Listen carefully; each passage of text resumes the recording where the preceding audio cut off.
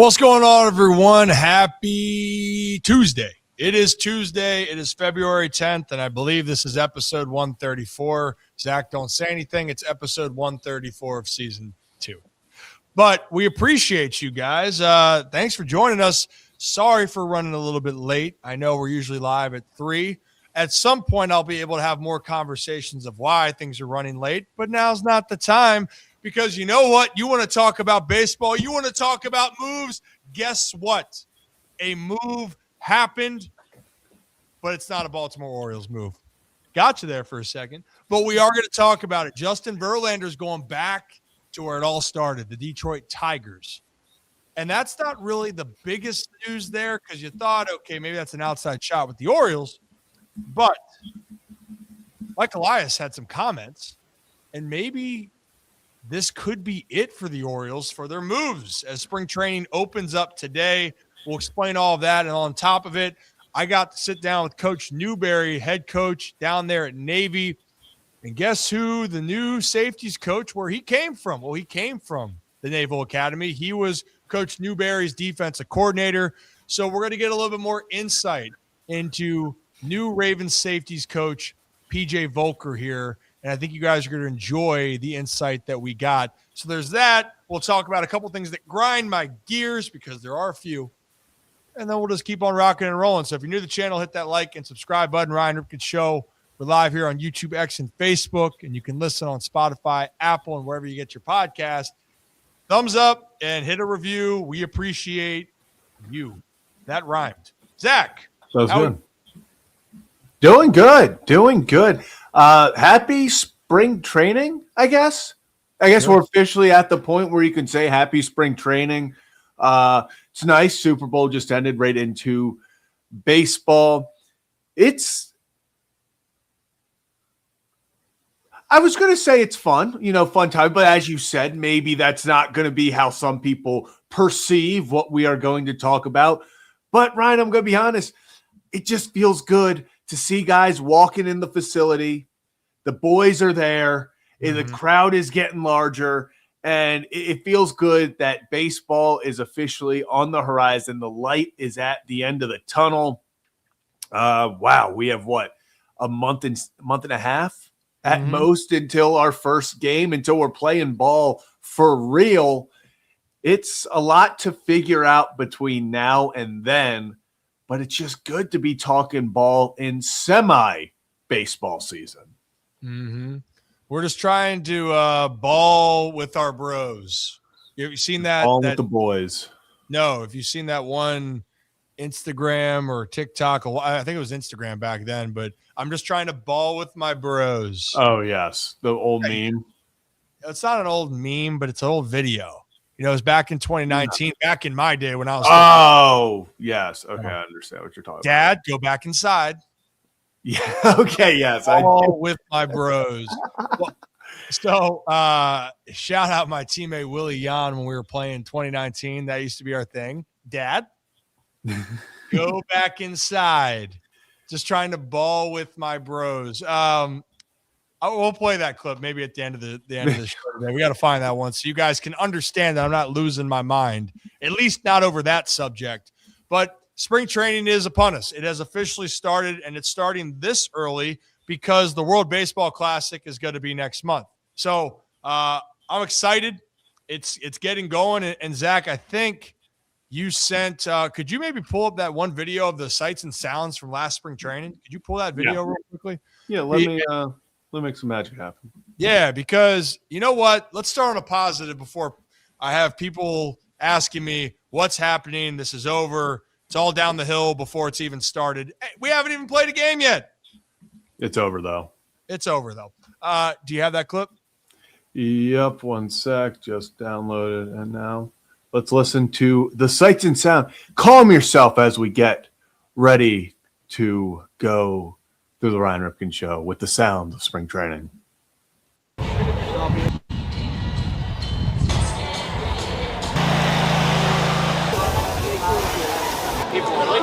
Oh, yeah.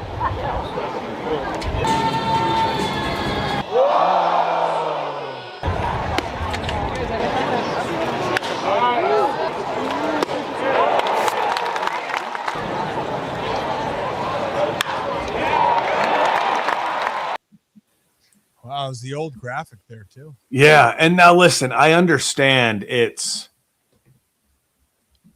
like it's obviously an old video, but there's just something about hearing the ball hit the catcher's mitt, hearing the bat hit ball, and just the crack of the bat. Guys making contact, guys making plays, striking people out. Like it just, I'm so ready for that first. Maybe it's Shane Baz, maybe it's Kyle Bradish, maybe it's Dino. That first video of the pitchers throwing a bullpen, and you get that sound of it hitting the mitt. I can't wait. This is the stuff you live for in this kind of dry period of sports every year. Yeah, how about that? This is while it's the down period, technically, this is the feel good, because you're going to see these videos and photos from down in spring training. You're going to get that feeling. You're going to have that feel of excitement, maybe some anxiety, but usually right now it's supposed to be a good feeling. But I understand that's not how everyone is feeling in Baltimore, because, well, that checklist, Zach, of getting a ace, top of the line rotation guy. Technically, that's the one thing on Mike Elias's offseason list that he didn't acquire that could to be determined. Maybe that's a spoiler for what we're going to talk about here. But why don't we dive into that whole subject? We'll get into the football, but why don't we start with baseball? Because everyone's excited. Yeah, baby. Well, let's get excited for this. Justin Verlander, you are a Detroit Tiger. He's going back to Detroit on a 1-year contract for the 2026 season. The Tigers had the welcome home JV. And if I'm being honest, as a baseball fan, good for Justin Verlander. Go back to where it started. And the Tigers sneaky. If Verlander is what he was when he was healthy last year, he's going to help them. He's going to make an impact. And guess what? He doesn't have to be the guy. Why? They have an ace in Skubal, and then they have a great number 2 in Framber Valdez, and some other really young pieces in that pitching department. So the Detroit Tigers, Zach, all of a sudden, while some maybe had them pegged as maybe the favorite in the AL Central, I still think it's going to be very interesting with them and the Royals specifically, and the Guardians. Can't count them out. But this is another move for a team that Detroit was going wire to wire with the Mariners in the playoffs. And this is a team that's looking to take that next step. So for them, I think that is a great depth piece with upside, because they don't need Justin Verlander to be a 1, 2, or 3. They just need him to be healthy and give them something down the stretch. Yeah, I'm not going to sit here and call this they're going for it because of Justin Verlander. But I will say it feels as if the Detroit Tigers, once the arbitration hearing got underway with Tarek Skubal, it was almost like something flipped. They were like, okay, he's getting $32 million this year. I don't think the Tigers, now I could be wrong, I don't see them retaining Skubal long term. It feels like there's going to be a bidding war next season that is going to get uncomfortable for anyone who is reading the numbers, let alone offering them. Mm-hmm. So I think instead of the Tigers, a lot of times when you see a guy like this, even let's take a Freddie Peralta, for example, when a team has that frontline guy who's going on an expiring contract, it's do we move him? And it seems like the Tiger, they looked for a little bit. They saw what's out there. What could we get? Clearly, they didn't like it enough to take it. And so they said instead, hey, screw it. If we got Skubal for this year and we don't know anything after, we might as well go for it. Let's go get Framber Valdez. Let's go get the depth of Justin Verlander. Obviously, that offense, hopefully you get some more pieces that step up. Fell off big time in the second half. But, hey, through what? I think they were the first team to 60 wins still. I mean, this is a team that for a majority of the season was setting the pace in the American League. So it is one of those situations where I think the Tigers looked at what they had in front of them, what you go, okay, what's the future hold? And instead of saying, hey, we're going to toss it in, we'll trade Tarek over the offseason, and then we'll just see what happens. They're saying, hey, We got a guy that we know game one of a series, we feel confident we're winning 99 times out of 100. You get Framber, now you're feeling good about game two, and it's like you go from there. I mean, we'll see if Jack Flaherty steps up. I like this is good for baseball. When a team has top talent on expiring deals, and instead of just automatically saying, nope, we're out, someone else taken, we'll just take prospects, they're saying, you know what, we'll go for it. And if stuff is stinking in the first half, we can still trade Tarek, and we got 2 more years of Valdez. So I like what the Tigers are doing. Yeah, and again, the emphasis on is that Verlander is not going to be asked to be a top 2, 3, maybe even a 4, but I do think he factors in that top 3 or 4. If he pitches like he did last year, he had a 3.85 ERA and started 29 games. So, when you're talking about the value, you hope, but now I know in Baltimore, you might have heard that story with Charlie Morton last year, where when could it finally unravel? That's the biggest question. But I do like to lean on for players that are, the greatness of a player. I'm going to lean on that they got a little bit more left in the tank. And if Justin if he has a 4 ERA, if he has a 4.2 ERA, heck, Zach, even if it jumps up to a 4.5, which I know people go, that's just terrible. This isn't a piece for the Tigers where they are getting to make it take their rotation over the top. Yeah. This was depth with upside. So that's why I like the move for them. Honestly, I know Orioles fans won't like me saying this. I wouldn't have minded the move for the Orioles because at the end of the day, you need depth. Now, we got to talk about this a little bit more because now the conversation is starting to unravel. So with that being said, Zach Gallen's still out there. Lucas Giolito's still out there. Chris Bassett. So maybe you're thinking the Orioles will go for one of those guys. Well, doesn't sound like it because I think Steve Molesky put out a tweet, Zach, from Mike Elias. Was it Steve or from? This one was Jacob Calvin-Myers. Jacob Calvin-Myers. Sorry, JCM. But Jacob Calvin-Myers put this out. Mike Elias in the state of the Orioles rotation after we saw the Verlander move. I think we have a very good rotation. Talented group of guys and external additions. I think it's a very strong group. We're staying plugged in with trade and free agent markets, so there's still a possibility. Elias said he liked the Orioles' depth beyond the 5-man rotation, naming Brandon Young and Cade Povich as part of that group of extra starters. Here's the thing. Where I know that saying we're staying plugged in, but I thought I saw another tweet from Steve Molesky then, Zach, maybe it was that there was some doubt around if they would make another move. But regardless, we're going to find that out. But I'll just say this from the jump. I don't like the idea or concept of not having one more depth piece. And that's not to say I don't like Cade Povich. I do like Cade Povich. I do like Brandon Young. But based off of what happened and transpired last year, it's playing with fire with the group that you have. So I'm not against it. So there's Steve Molesky's tweet. On Ozu, Mike Elias acknowledged that at some point signing a pitcher late into camp could be an issue. So that's down the road, and camp just started. Feels the club is not at that point yet. He expressed confidence in the rotation, but they're still pursuing pitchers. So he's not closing the door on it. So, Zach, I still think for the Orioles, they need one more piece. I know what he just said, and he said, you're going to say that about your guys. You should. You're not going to go and say, we don't really like our guys. You're not going to say that. But if we're looking at the outside, there's 4 that are going to be sharpied into your rotation, okay? Yeah. Bradish, Rogers, Boz, Kramer. And then if you're feeling good, you're hoping Eflin's good. And if it's not Eflin, then you're looking at Povich and Young, which both of them had some serious growing pains.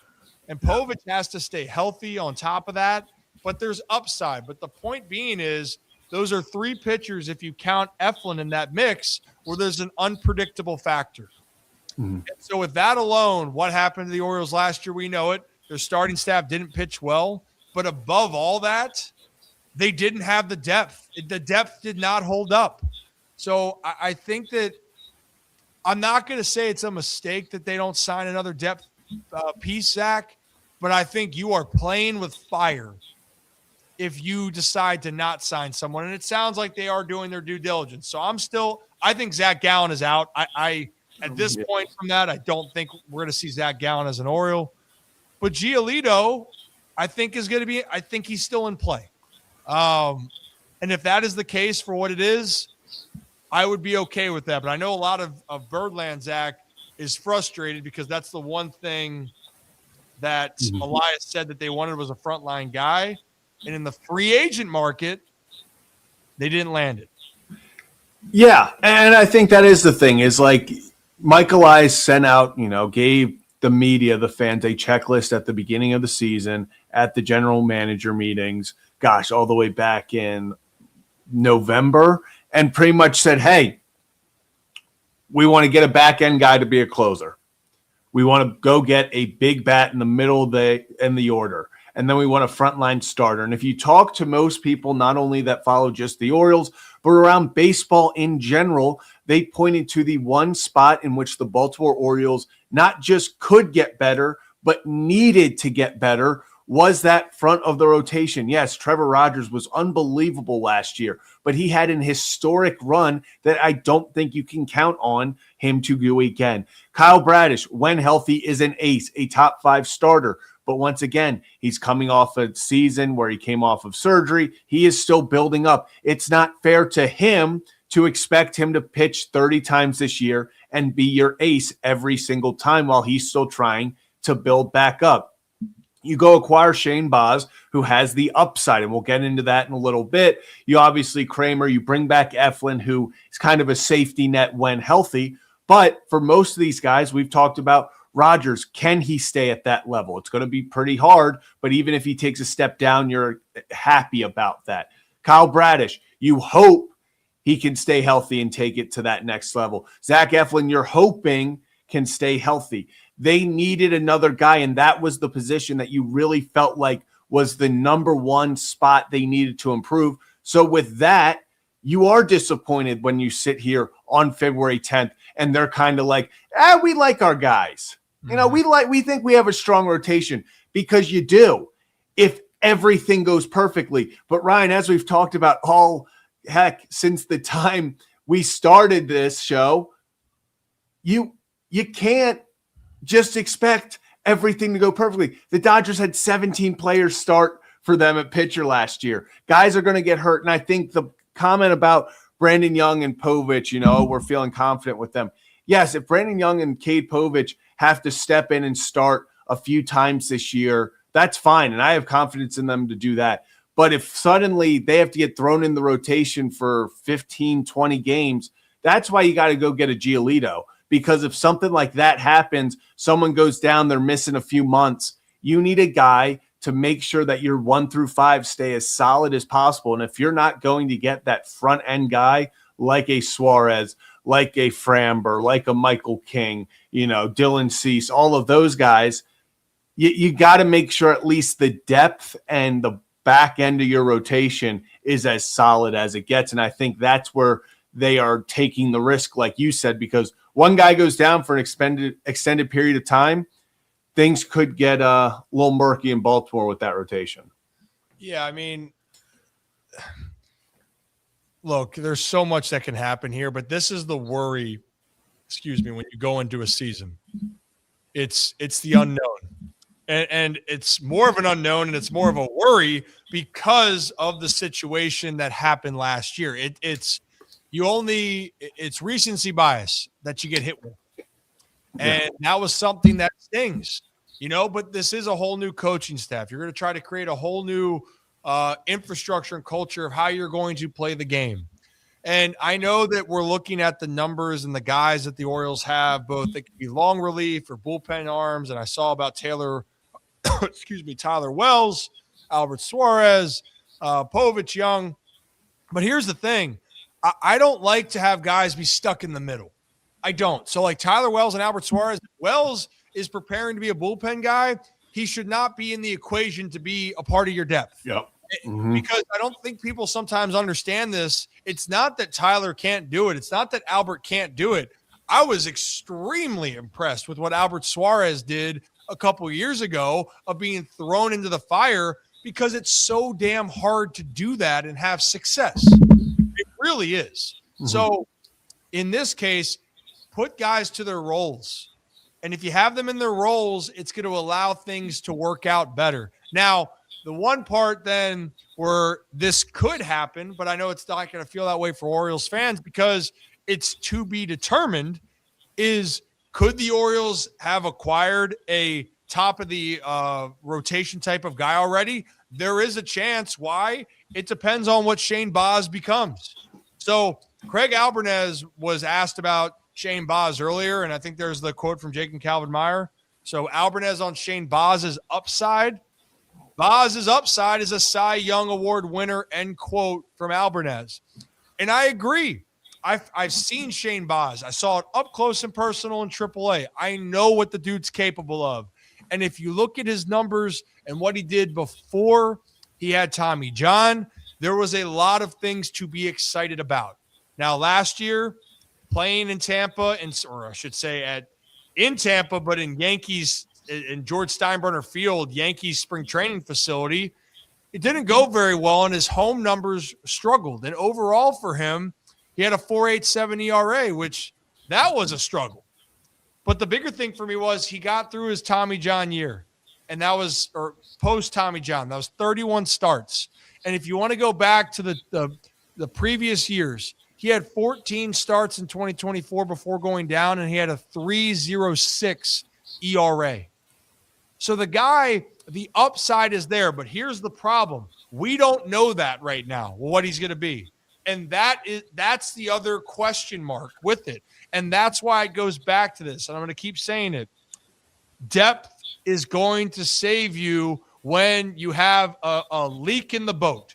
You can be able to continue to take out water, or you can be able to fix it up if you have the depth. But if you don't have the depth and things go wrong, this boat's going to sink quickly. And it's not just about the starters here.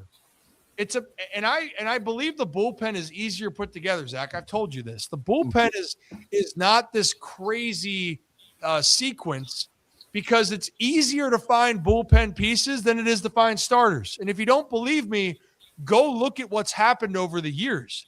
Take out a closer, right? The closer position's important. You got Helsley, right? Look how many players were picked off of waivers, or how many bullpen guys bounce around teams from year to year, is because every other work for them, they can have really good years and then really bad. It's extremely, extremely challenging being a middle relief or a hold guy in Major League Baseball. You know, and people don't admit this, when Danny Coulomb came to Baltimore, he wasn't what he was when he came to Baltimore. But he turned out to be that way. Ynier Cano, when he had his all-star season, wasn't that way in Minnesota. And then he was. And then guess what happened? Last year, he wasn't very good. So that's how volatile the bullpen can be outside of a closer. Starters, though, you're not going to claim a good starter off waivers, Zach. That's my part. You're not going to find that depth piece that someone's going to DFA and you're going to pick up and he's going to be this great story for you. That rarely happens. But for bullpen, it can. But I think we're on the same page with this. Like Shane Baz, I'm a huge Shane Baz fan. Huge. But it still goes back to the constant theme of you are hoping that he is what he is. And you're also banking that Bradish and Rogers are going to stay what they are. And you're hoping Dean Kramer stays healthy. And you hope Zach Eflin bounces back from his injury. Those are a lot of what ifs. And I'm a very positive guy. But outside of that, do you feel comfortable if one of those five in your rotation goes down? How about two? No. That's where the problems lie. And you got to think that way. Yeah, I mean, I'm with you. I love Shane Baz's stuff. I've loved it since he's been in Tampa. I think he has, like Albarnez said, I think he has ace Cy Young type stuff. Yep. Just pure stuff, just everything of what you want a pitcher to look like. He can put 99 on the black stuff. That is what he is. And it was an incredible addition if they could have gotten that guy like that Framber, like that Mackenzie Gore, that Joe Ryan, someone that you can plug up at the top of the rotation again so that Shane Baz doesn't have to be that guy. Because if you go get a frontline guy and Shane Baz is your depth and he starts pitching like an ace, well, congratulations. Now you hit the lottery. But now, Ryan, kind of what we've been saying, I think the issue lies in you're relying on question marks and you're hoping it goes perfectly. You're hoping everyone stays healthy. You're hoping Shane Baz pitches like you and I think a lot of people think he can, but it's a whole lot better when you're not relying on guys like that to take the step. And it's just more of a, hey, if it happens, then we're in great shape, but we're prepared if it doesn't. It kind of feels like the Orioles are banking on it happening. And when it comes to the bullpen, I agree. For the middle relief innings, they're going to be able to find guys, see what Suarez is like, see what Wells is like. Personally, I would still like to get a late inning guy that can be a little bit of a bridge between Kittredge and Helsley. I think they're still missing one back inning guy. Obviously, those guys can develop, but same sort of thing. I think you're one injury from one of the back end guys in the bullpen away from that getting shaky as well. So, figure out whether it's going to get a starter, whether it's going to get a back end reliever. It feels like the Orioles can't be done. They need at least one more move for really this team to start to be put together. And we've talked about trades for so long because we're like, hey, there are all these first basemen. Like you can't have 3 first basemen at spring training that are, 3 right-handed power hitting first basemen. Currently, that's what's happening. We'll see if maybe we have a position change, but it feels like this was I don't want to say this was not a part of the plan, but I don't think if you would have asked the Orioles 3 months ago where they'd be right now, I don't think they would assume that they'd be without a top-end guy that they've acquired and that they'd still have all 3 of their first basemen currently on the roster without a move being made. Yeah, I mean, there's the things that they have to sort out here is, the number one priority is you got to go with the guys that you have, and you got to make sure they're ready to go. That's number one. I don't care what's happened or hasn't happened. That's what you have to do. Number one. 2, you have to then figure out with what your plan is going to be with who you have. And I think that's the part here where I don't know if that's complete yet, Zach. And so you're right. You're going to the camp with multiple, it seems, first baseman. We'll get into Kobe Mayo. But to close out this part of the depth of with your rotation, it's best to give expectations for what guys are going to be needed for. And it starts in spring training. It really does, of what we need you to do so you're ready and you're working on this to start the season. And I think, Zach, and as I love the new facility, and believe me, the Orioles, in my mind, are as good as anyone at identifying talent in the draft. I think they do a tremendous job. Having said that, a problem that they've had is developing the pitchers that they've had to get to the big leagues. Cade Stroud was the first drafted player in the Mike Elias timeline, I believe, that made it to the big leagues. Now he's gone. And for those that are wondering, Brandon Young was not drafted, so you could say he came through the system. We'll give that one. Kyle Bradish was traded over in the Bundy trade. Great trade in that, obviously. He's going to be a top 5 guy. And that's not even a bold take, by the way, for Cy Young. Kyle Bradish is a top 5 pitcher in the American League, and I would say he's a top 5 pitcher in baseball if he's healthy. That's not being biased. Go look at his numbers. That is what he was before he went down. But that's the concern, Zach. I think it'd be different with the depth if you saw at least a track record of guys coming up through your system that could make that impact as a starter. And that hasn't been the case yet. And that's why I think it's a little bit more worrisome. But first and foremost, you got to work with what you got. So I'm excited to see this group get together. I'm excited to see what they can do. And I expect the Orioles, even with this group, to leave spring training to compete to be a playoff team. They should compete in the AL East. No doubt in my mind. There's no excuse, regardless of the moves that they make or do not make.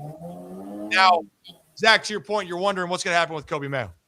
And so before we get into that, if you are new to the channel, hit that like and subscribe button. Ryan Ripken Show. Do this live Monday through Friday here on YouTube, X, and Facebook. And this is on Spotify and Apple and wherever you get your podcast. After the fact there, we're just not live. Yeah. Oh, Zach, I need to take a quick break from this. So we take a break from this stream. Can we hit the other stream? To the window, to the stream. $50 off when you mention Ryan Ripken from this stream to the Auto Stream Car Care Center. Look, if you guys have had your car impacted by the weather like me, you need to have some help. And Auto Stream Car Care Center, $50 off any service coming out of this gauntlet of a winter here, especially the last few weeks. $50 when you mention Ryan Ripken. People helping people. Appreciate Auto Stream. So from that stream back to this stream, let's talk about this Kobe Mayo conversation. So, Zach, you just mentioned there's too many bats at first. Plus, you're not even counting Basayo and Adley that could get DH run. Maybe sprinkle in the first, but I think more DH at this point. So you're wondering, what does that mean for Kobe? Well, that was a question that was brought up to Mike Elias. And Andy Koska tweeted this out from Mike Elias saying Kobe Mayo's focus will be first base, but that the coaching staff will talk to him about the possibility of additional positional focus, such as a corner outfielder. So paraphrasing, they ain't going to focus on the outfield. Right now, it's not the focus. It ain't going to happen. It could, but it doesn't look like it. So if that's the case, Zach, then you're wondering, like, something's got to give. Because if we're looking at this part, Taylor Ward needs to play every day. Looks like Colton Cowser is going to be your center fielder. No. And then Dylan Beavers needs to get a lot of regular run. And then, by the way, you have Tyler O'Neill that's got to factor into this equation. You know, you're paying him. Yep. He's a bona fide big league hitter when he's on the field. That's a big if, but that's the truth. So, yeah, man, I mean, I really don't know what to think of this situation anymore. It's gotten to a place where I know for a fact that, because if I was in the position Kobe was in, I'd sit in there going, and even Mountie, like, where do I fit in? Yeah. I don't have that answer right now. I don't think, and I don't think the Orioles have that answer. And that's why I think we got this answer from Mike Elias, because I don't think the O's know. Are we suddenly going to try Kobe back at third? Are we going to try the outfield? Like we've already said, Pete Alonso, dude posts up about 162 games per year at first base. So you're not going to be losing a lot of time or getting a lot of time there. The DH spot, Tyler O'Neill's going to be rotating out of it. Adley Rutschman, Samuel Basayo, Ryan Mountcastle, and Kobe Mayo. Pete Alonso when he's not. Taylor Ward if he needs a break. You know, if you know the Orioles, you've seen that they like to use the DH spot to give guys days off and help the rotation of just position players throughout the full 162. The issue with that is, well, right now it feels like you got three repetitive players in Pete Alonso, Kobe Mayo, and Ryan Mountcastle. Three power hitting, right-handed first baseman, and just simply like we take the talent out because I think all three of them are extremely talented. I love that they're just trying to find a way to get Kobe Mayo's bat on the roster, but from just a roster construction aspect, it doesn't make sense to keep three right-handed hitting first basemen on the field on the roster and go into the season when you have to have depth at other places. Now you got Blaze Alexander you brought in. Leody Taveras has been brought in. You know, there are other names throughout that are going to have to also be on the roster. Are they keeping a third catcher? Is Taylor Ward the quote-unquote emergency catcher? Is that going to be how they roll? There's just so many question marks, and when you're building a team, we know one thing about the Orioles, and we'll see if it changes a little bit with Albarnez, but throughout Michael Elias's tenure, they have loved positional versatility. They've loved having a roster where they can put 100 different, matches across the lineup. And, okay, this guy playing here, we'll put this guy at DH, all that. If you got 3 first basemen that you all want to get into the game, it makes it much tougher for that to happen. So that's why I think I'm so shocked as we sit here on February 10th that they haven't made a move with someone. Is it going to be, a lower level move and maybe you send Ryan Mountcastle somewhere, get a back end starter, get a back end reliever, something like that? Do you maybe aim a little higher because Kobe Mayo, higher trade value right now? Obviously, if you've watched the kid hit, he rakes when he's feeling it. So that's a guy with value. It just all depends on what they're looking at, but I just don't see a way that you can fit all 3 on the roster. And we're starting to get to a point where I don't want to say I'm concerned, but you're starting to consider the fact that maybe we should think about the possibility of potentially being concerned because it's February 10th. Pitchers and catchers are rolling up and we're still in this position. And for the Orioles, and other teams notice this, they realize the Orioles roster construction. If you look around all of Major League Baseball, we had ideas of who could be available in the offseason, and some of those pitchers got moved. Then there were some position players we didn't think of that also got moved, but that's because you could see, okay, it makes sense. The Red Sox traded for Durbin. They needed a bat, and they needed a guy with a little versatility. So, okay, that makes sense. Mm-hmm. Other teams recognize that the Orioles could and would want to make a move, but also that doesn't help the Orioles to make a move, if that makes sense, right? Like they're not in the driver's seat anymore. If this was a year or two ago and Kobe's on the verge of breaking through and he has all that top end value, that's a way different discussion because teams have to value what your prospect or your player is. Or for Ryan Mountcastle, where Mounty's coming off a year which was, I know, very frustrating for him with injuries. And then when he's been healthy, he didn't play well or not well enough to his standards. The power was down and the confidence was down. But teams are trying to buy low on Ryan Mountcastle because I'm telling you, the dude has the hit tool. If he can get out of his way, it's a great buy low candidate. And then for Kobe Mayo, his value, if you're the Orioles, well, I don't want to give up on a guy that I think has this power potential. And teams recognize that, but they still have question marks and they don't feel like they got to force their hand and be desperate to get him. So people got to look at it from that side. How Orioles fans value prospects is not necessarily how other teams are valuing those Orioles prospects. And for Baltimore, though, Zach, you mentioned about versatility with players, and we've talked about it a lot. I think for the sake of the group, though, you need to have more structure on what you guys, on who your everyday guys are, and have them be comfortable. The more that guys are in routines, the better that they are. You didn't trade, in my opinion, you didn't trade Taylor Ward to come over to be a platoon guy. You traded Taylor Ward to be a middle-of-the-bat guy and play 150-some games. You didn't sign Pete Alonso to a deal to not have him play as many games as he physically can. Gunner's got to be out there every day, in my opinion. Westberg has to be out there. Jackson's your second baseman. He's got to be out there. And however you want to establish with Adley and Calder, that's fine. And the rest of your lineup, I still think Beavers should get run. He's earned it. They got to prioritize how they're going to do their lineups, and it's a hard thing.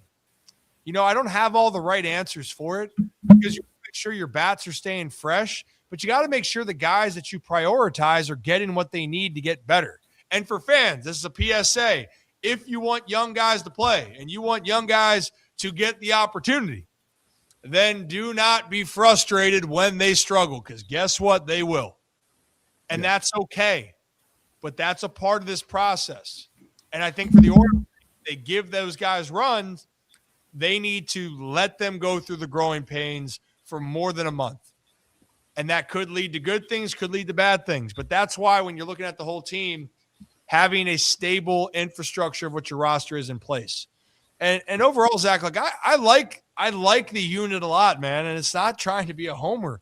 I think people forget that this Orioles team did have the most wins the previous 3 years up until last year, 22, 23, 24 in the American League.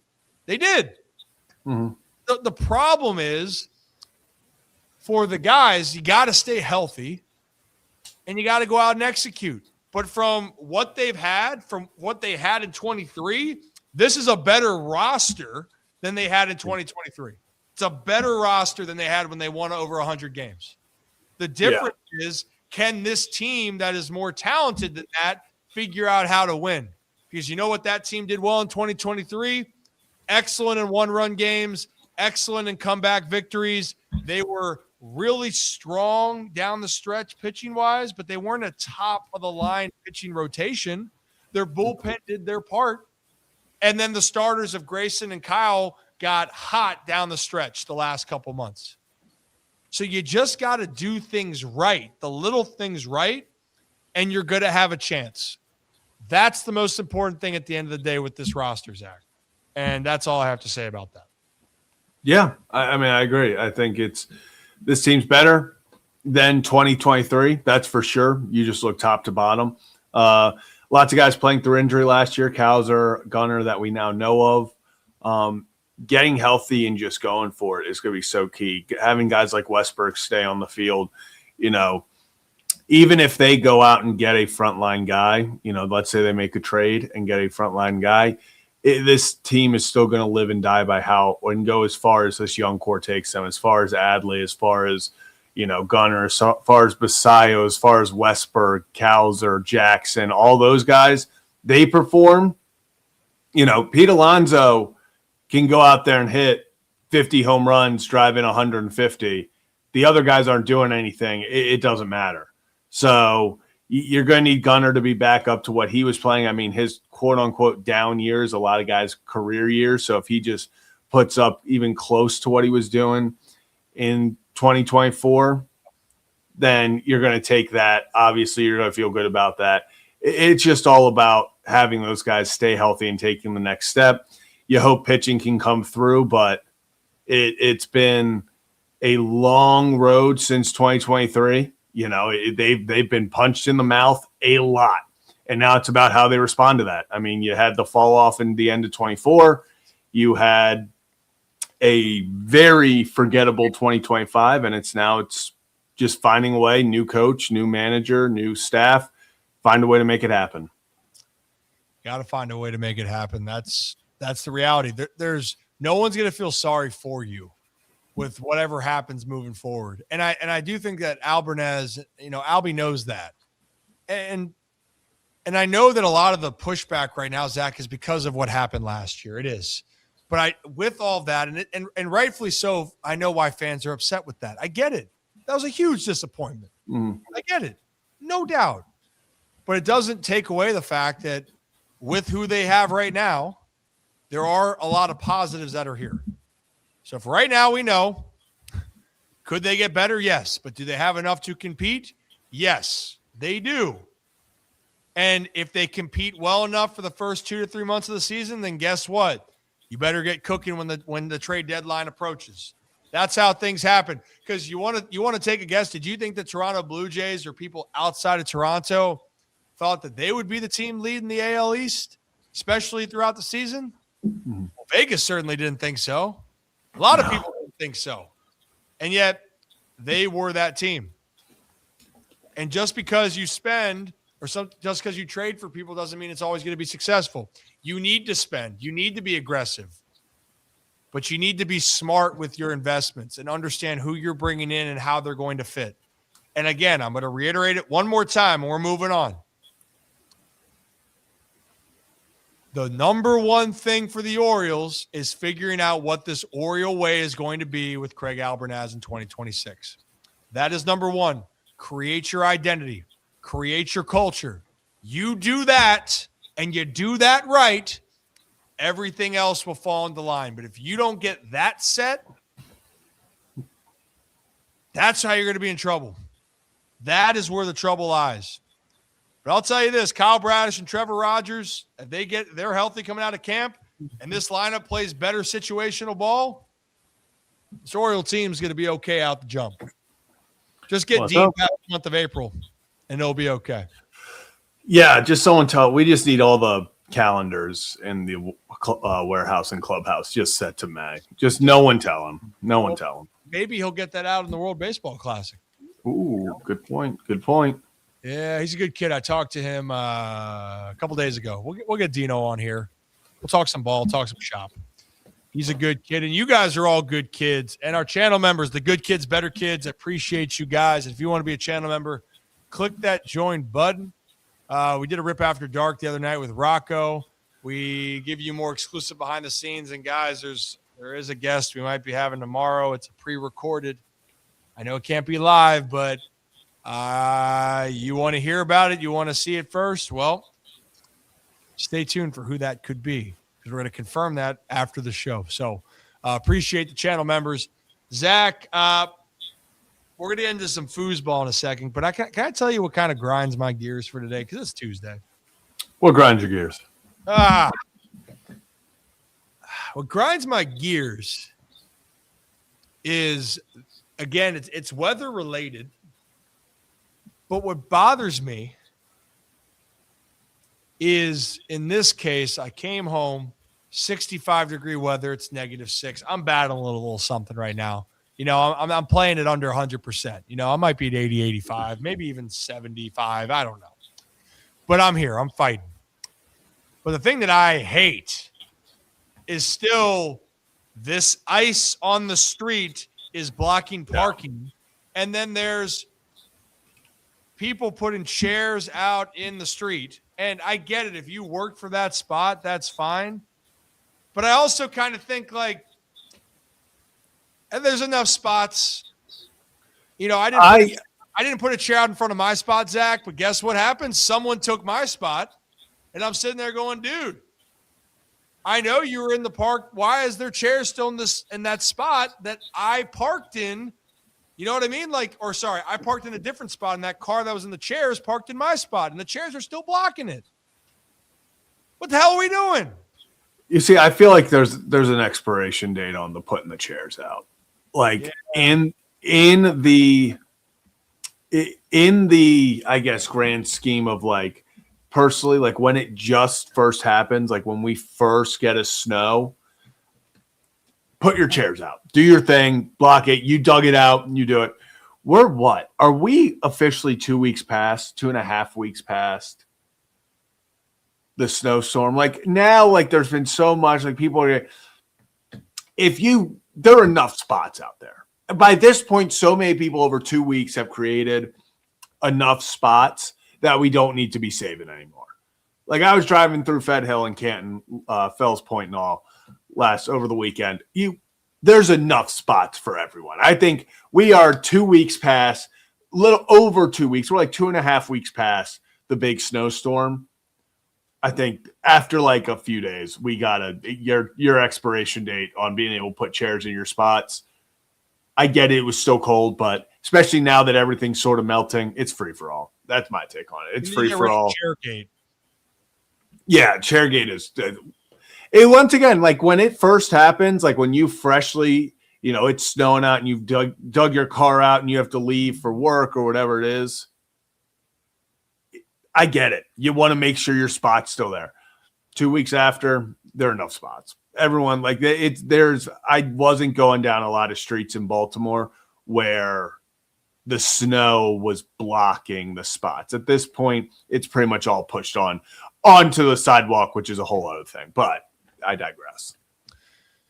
Yeah, Chairgate needs to end, and Tablegate. That was my biggest thing. If you're going to block a spot, okay, then don't park in my spot and keep that spot blocked. Yeah, that's crazy. Pick up that chair and huck it. Yeah, dude, crazy work. That is crazy. Because you know what? I helped dig out a spot. I digged out my spot. But you know what? I didn't put a chair down. I didn't plant my chair or table. I said, you know what? This too shall pass. We're in it together. A spot should be open, But you know what? It's supposed to warm up. Maybe the snow will melt. I'm over it now, Zach. It was great. Winter Wonderland. I'm over it. I'm done. Bring the spring. Bring the summer. Sports. Do it. Sports. Is that so? That I think that was the big baseball news today. It was Verlander Yeah. spring training first day. Lindor might not be ready for opening day. He has a stress fracture, might have surgery, but they're saying he'll be ready around hopefully for opening day. So I'm not buying too much into it. Okay, that's good. Good to know. Good to know. I did want to mention, we're not going all in the foosball talk here because I know foosball is done, but we did when we have the opportunity to talk to some great people, we do want to share some insights. So I did get a chance to talk to Coach Newberry, the head coach at Navy, and shout out Navy, shout out the Naval Academy. They've been whooping ass right down the backyard, down in Naptown, and the Ravens' new safeties coach was the defensive coordinator there. So I wanted to ask Coach Newberry, and we'll have more from Coach here after the show and throughout the week. But I wanted to ask him about PJ Volker, about what you can expect for him or just the person that he is. And Zach, he answered that question. So let's play that clip. Obviously, hard to lose him. Professionally, did such a great job as a coordinator. But on a personal level, PJ and I have been together for 10 years. When I came here from Kennesaw State, I was able to bring him with me. And so I had a lot of success there at Kennesaw together, and then obviously some success here. But, there's one thing I've done a good job of as the head coach is surround myself, to your point, with really, really good people. Right? You want to find great coaches, but what kind of people are you bringing into your organization? Right? Do they have the same values that you do? Are they getting the coaching for similar reasons? Are they stayed in coaching for similar reasons? And there's no better person in our on our staff than PJ Volker. But phenomenal football coach, hardworking, detailed, family man, and that's where his priority is. But just a phenomenal human being. One of my very best friends, which makes it really hard to lose him. Fortunately, he's not moving across the country. Right, they're going to stay relatively close, and an opportunity is unique for him. It's a great opportunity to go to work for Jesse Mentor, which I think you maybe know is one of his best friends. Mm-hmm. Went to school together. I've coached together previous stops, but for them not to have to move their girls out of the school that they're in, it's going to be a little bit of a commute for PJ. But the Ravens are getting a great one. He's a guy the players are going to love. He's going to pour into those guys. He's a servant leader, and just a phenomenal coach in person. I always like to go back to the character part first, and what are you getting? And you can tell from a professional standpoint, it hurts because he really values PJ as a defensive coordinator. But it's about that integrity, that character that you feel that players are going to buy into, and they feel that they can put faith into him. So I'm excited for him. And yeah, dude, I don't underestimate the dynamics of family. Staying in the area while making this seismic move from college to the NFL and not having to actually relocate is big. But it was great to see. And Coach Newberry and Navy, they'll keep going. But Zach, sounds like for Minter, one, hire your friends, and that's a true thing. You work with people that you like. And then it sounds like we're getting another young mind here that is going to keep shaping this new Ravens outlook. Yeah, and I mean, the biggest thing is when we've talked to pretty much anyone who has worked with, honestly, Jesse Minter or any of the new assistants that he is bringing on board, the first thing they bring up is relationship building and how much the players connect with these new coaches. And I think that's something that was almost a focal point for the Ravens when building out this new staff. And I'm not taking any shots at the previous regime and saying that, they were all the players hated them, all that. But you felt like at time there was a communication issue. Maybe there was something going on. It feels like the relationship building is going to have a bigger effect than maybe what people think. Because yes, the X's and O's, those are awesome. Those are important. But having that trust to know your coach is putting you in the best situation possible so that when it comes to being on the field, you're going out there and doing what's natural. You're doing your thing. You're not thinking about, why are we calling this? Okay. You have that relationship. You have that trust that you've built with them. And that's kind of for a lot of these guys that are taking that next step. It's not going to be pulling off of hey, I've been in this league for X amount of years. This is what I've seen. This is what I've done. It's going to be building that relationship and building the foundation for hopefully a lot of these up and comers to take those next steps to grow as football coaches. And like you said, yeah, it does mean a lot for guys when taking that seismic step to, hey, staying, locally, staying in the area, staying where you're comfortable. So I'm excited. I'm really happy. Everyone we've talked to loves the staff that the Ravens are putting together. And I think it's an added bonus when you hear about the relationships that they all have and how good, communicators and stuff like that. It's a lot of buzzwords, a lot of key words, but so far, talk about hearing all the right things. That's what we've been doing. Mm-hmm. A lot of great buzzwords, and you're hearing all the right things. There's only so much you can do, but what you want to hear is exactly all that, Zach. You're going into a new era, and you want to figure out who's being a part of this. And at every stage, what we've heard is rarely any negatives about the people, and only these positives about what they can build. Now we're going to have to see what happens on the field. So far, it's been a very encouraging and exciting offseason in a time where things have changed pretty dramatically in Baltimore, both on baseball side and the football side, to say the least. So if you're the channel, hit that like and subscribe button. Yeah, it's just that we're in these kind of, I know the dog days of August or what happened in baseball, but it's going to kind of be these slow months in February, and we'll have more pieces as we go and have more baseball guests and have some fun, and maybe still have some football guests that'll be fun and reminisce over all types of conversations. So one thing, though, as we wrap up, Zach, on the baseball side, Tomo is going to Colorado. Yes, he is. 1 year, 5.1 mil, I believe. So Tomo, this just feels, hey, they signed him to be an innings eater, and if he pitches well, guess what? Traded. I feel for Tomo. This is not listen, I love Tomoyuki Sagano and his just what he's about. He's going to eat innings. The number of times last year where he'd have one bad inning, it's 3-0 in the first inning, and then he finds a way to scratch and claw 6 quality innings for you.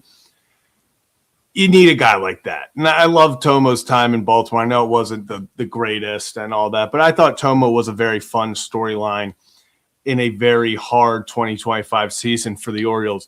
But I got to say, this is rough. That's not a lot of velo going to a place where the ball flies. And I could see he struggled giving up home runs last year. Actually, he gave up some of the most in all of baseball. So you're sitting there, you get that. Plus, you're adding on the fact that we're in Colorado. It could be interesting for Tomo. And he plays in the NL West now. So he's got to face the superstars, which include Shohei Ohtani, Freddie Freeman, Gavin Sheets, Fernando Tatis Jr., Manny Machado. All the stars. All the stars. Superstars. That's a tough division. Yeah, it's a tough division. But the superstars, shout out Gavin Sheets. I gotta go pay that good kid a visit out to that also to San Diego, but I have to find San Diego. Yeah. But here's the thing for Tomo. All the jokes aside for Colorado, it's a great opportunity. He pitches well. Someone's going to acquire him. It's the lowest of risks. Actually, there's no risk for Colorado. No, this is I love this move for Colorado because he goes out there. He does his thing. You get something back for him, great. If he doesn't do his thing, we have someone eating innings, Sports, baby. Sports. But I hope the best for Tomo. Hopefully he can be able to, move the ball the way he wants. Keep that thing down because the ball gets up. Might have some long balls. But, hey, I missed the Tomo era in Baltimore officially comes to an end. It does. Until they trade for him at the deadline. God, that's going to be a day. And that's the big move. It's going to hit. That's a big move. Tomo has like a 3.4 ERA. And he's coming. Orioles give up Kobe Mayo for him. I think that's what, that's – yeah. Get the fans real hype. Get the fans going. Well, Zach, before we wrap it up here, we have another spring training kind of story since it is the start of spring training. We had Ben McDonald on. I don't know if it was last year or year before. The days are meshing together. But I had Big Ben in studio. And if you guys haven't heard this story, Big Ben was an absolute menace in spring training. So here's that clip for you guys. People are going to have in their contracts they can't wrestle gators. Me and my buddies used to get on regular just bass boats. I can remember nights I got pictures of us catching 7 or 8 alligators in a night. I hooked a gator in spring training. I used to go bass fishing in the pond. So he was like a 4-footer. So I reeled him in and I thought, okay, this would be pretty cool if I could take this gator and bring it in the clubhouse tomorrow morning. And I had some athletic tape and I taped his mouth shut. Of course, he could still breathe and everything. I didn't hurt him. And I just stuck him in my bathtub overnight. And so the next morning I had this big duffel bag and I just slipped the gator in there, zipped it up, and just went into the clubhouse like I was just bringing some gear in. I unzipped it and I just walked away. And this thing eventually, of course, saw the daylight and he comes out and he's running in Sarasota at Twin Lakes. He's running through the clubhouse. Guys are out in the parking lot half naked screaming. Other guys are up on top of their locker. Rowan Heeman, who was the GM at the time, of course, he heard about it. Wildlife and Fisheries showed up. I wonder how he heard about it. Yeah. Says, Ben, listen, you just can't do that. I've invited Kevin Brown to go gator hunting several times. He just doesn't know he's going to be the bait when we go. All of that checks out for so many reasons. Big Ben, he is a menace. Love that menace. Things that are going to happen this year. We're going to have Big Ben on more, and we are going to have some crawfish etouffee being cooked in the studio. Need it. We made a promise, and we got to follow through. Non-negotiable. It's happening. Non-negotiable. So we got a lot of things to look forward to. Yeah, I mean, Zach, that's kind of it. I actually, if you guys want to vent and talk more, I'll be on the Fan from 6 to 7 talking hot stove and getting things prepared. But we do have a big week ahead of us. And tomorrow, if it is confirmed, there will be a lot more happening. And you might hear from a guest that I know if you are a Baltimore sports fan, you'll appreciate hearing from. And I'll leave it at that. When we get that confirmation, our better kids, you'll hear it first. All right? But that's all I have. And from one more time, from one stream to another stream, auto stream. Hey, now. Guys, if you're having car issues, go to AutoStream Car Care Center. $50 off for any service when you mention my name, Ryan Ripken. And if you want to see the next greatest Super Bowl ad, well, stay tuned Friday on Instagram and Facebook because your boy is back at it again. And if you saw the last AutoStream one and you liked it, well, then you might really enjoy my chops upcoming here on Friday. But I appreciate AutoStream Car Care Center. Say that 10 times fast. And I'll just say I had a little photo shoot. And yes, I do go to AutoStream. I was there actually right before they got me out of a pinch, Zach. You know that story. I told Jamie that like, hey, it's good. I didn't. And so I called them and said, hey, can you fit me in? I have some issues with my front tail light. I need to make sure that my front tire, something's wrong there. I don't know if it's tire pressure or if it's a leak. All taken care of. Identified it in minutes. Felt great. Got it done. Whammy. And now not only do I go there for the service, I also go there to probably just have a lot of fun that I don't know. I might have a different career besides doing this and broadcasting, Zach. I might be actor, Ryan, Yeah, I think we're gonna keep all our eggs in this basket. I think that's cool. Probably the safest bet. Sports. I will say, fantastic videos, but they were good. They did They did a good job. The social team over there, great ideas. They did. Okay, I don't have the music because no one's here in studio. Do. Bow, bow, bow, bow, bow. And it's a front headlight, Brooks. I get it. But for all of you, I appreciate each and every one of you. Have a day. Have a night. Have a great singing rest of your Tuesday. And guess what? Come join us tomorrow here for the Ryan Ripken Show. We got some tricks up our sleeve and a guest that you'll want to hear. Be good. We'll see you tomorrow.